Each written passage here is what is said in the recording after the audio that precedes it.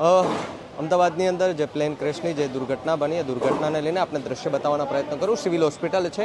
વડાપ્રધાન નરેન્દ્ર મોદીનો કાફિલો અત્યારે અહીંયાથી જઈ રહ્યો છે. તમને બતાવવાનો પ્રયત્ન કરું કે આ ગાડી છે તેમાં વડાપ્રધાન નરેન્દ્ર મોદી સાથે સાથે ભૂપેન્દ્ર પટેલ પણ આપને નજરે દેખાઈ રહ્યા છે.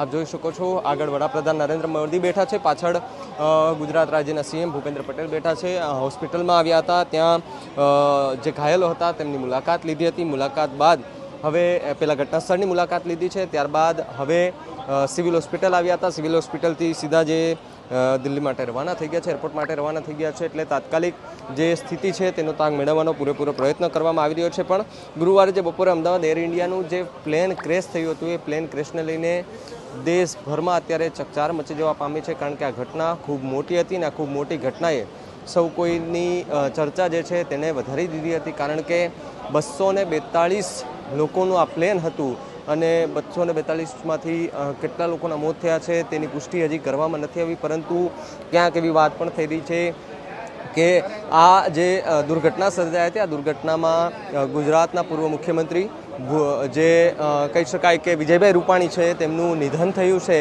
અને તેમના નિધન થતાની સાથે જ રાજકીય ગરમાવો જે છે તે જોવા મળી રહ્યો છે. કારણ કે ગઈકાલથી જ જે વાતો વહેતી થઈ હતી કે વિજયભાઈ રૂપાણી છે તેમની તબિયત સારી છે, તેમને હાલ સારી છે, તેમને સિવિલ હોસ્પિટલ પણ રાખવામાં આવી છે. નીતિન ભારદ્વાજની જોડે છે તેવી વાતો થઈ રહી હતી.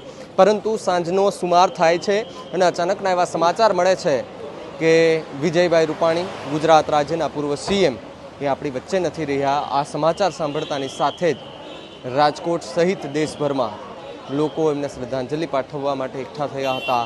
પંજાબની અંદર પોતાની સરકારના નેતાઓએ વિજય રૂપાણીના ફોટાને પુષ્પાંજલિ આપી અને ત્યાં એમને શ્રદ્ધાંજલિ અર્પણ કરી હતી. સાથે સાથે હવે તપાસનો દોર જે છે તે શરૂ કરી દેવામાં આવ્યો છે.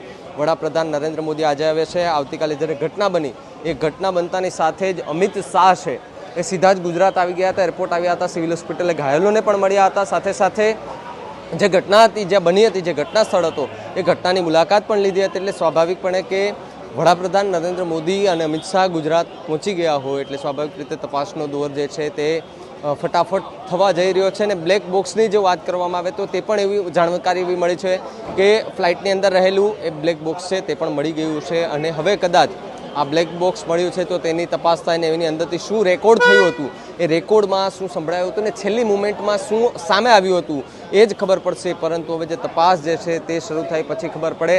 પરંતુ જે ઘટના છે તે ખૂબ જ દુઃખદ ઘટના છે. ગુજરાતની અંદર જે ઘટનાઓ બની રહી છે, અવારનવાર અગ્નિકાંડ બન્યો, હરણીબોટ કાંડ બન્યો, ઝૂલતો પુલ કાંડ બન્યો, ત્યારબાદ આ બીજી એવી ઘટના કે જ્યાં ગુજરાતના એ અમદાવાદમાં બપોરનો સુમાર હતો, લોકો જમવા માટે બેઠા હતા, મેડિકલ કોલેજના સ્ટુડન્ટો જમવા માટે બેઠા હતા. એમને નહીં ખબર હોય કે આ રોટલો આપણા ભાગ્યમાં નહીં હોય, કારણ કે શેફ ઉપર પણ નથી, તમે શેફ નીચે પણ નથી. કારણ કે આ જે ઘટના છે તેણે ખૂબ ચકચાર મચાવી દીધી છે. વડાપ્રધાન નરેન્દ્ર મોદી સહિતના લોકો સિવિલ હોસ્પિટલ ખાતે પહોંચ્યા હતા અને અહીંયાથી તપાસ કેવી રીતે, એમની સારવાર કેવી રીતે ડૉક્ટરો કરી રહ્યા છે તેની સાથે વાત કરી છે. ઘાયલ લોકો થયા છે એમને જોડે ચર્ચા કરી છે, આખી ઘટના જાણવાનો પ્રયત્ન કર્યો છે. ઘટના સ્થળે પણ ગયા હતા, કેવી રીતે આખી ઘટના બની તેની પણ ત્યાં તપાસ કરવામાં આવી છે, તેના પણ વિડીયો સામે આવ્યા છે. પરંતુ આ આખી ઘટનાને લઈને હવે તપાસ કઈ દિશામાં થાય છે એ તો સમય આવતા જ ખબર પડશે. કેમેરા પર્સન શુભમ પ્રજાપતિ સાથે ભાવિક સુદ્રા, ન્યૂઝ રૂમ ગુજરાત, અમદાવાદ.